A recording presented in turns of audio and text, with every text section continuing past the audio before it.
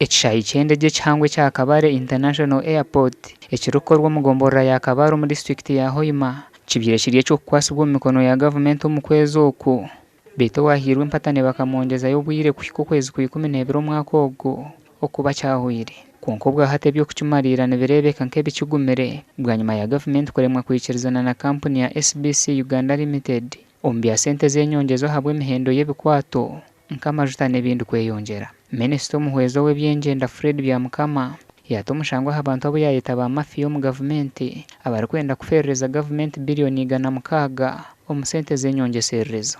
People want to connive with the contractor for the government of Uganda to lose over 28 million euros, which is about 126 billion. That's a lot of money.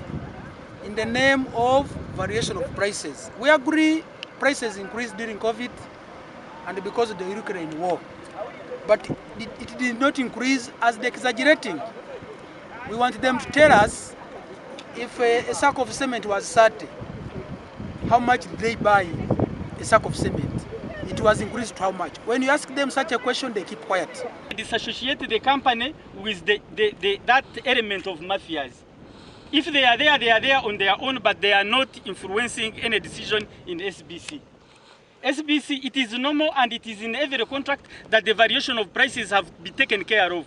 It is a natural law that when you sign a contract in 2016, by 2023, the prices of commodities must have changed. So you have to sit down and compute those changes in prices. And you come to a point where you have to add some money to complete the project. Nagira ngo nibaza kushitama na company batense bitwera gumeremireho bashazimwe endagano ibakozire. If we terminate their contract as per now, there is no any legal implication on the side of government because we have not chased them, we have not defaulted on any payment. They are running out from doing work because of what they call variation of prices, of which variation of prices the contract gives us a mandate to negotiate. We don't refuse, yes, there is variation of prices, but the contract gives us a room to negotiate how much.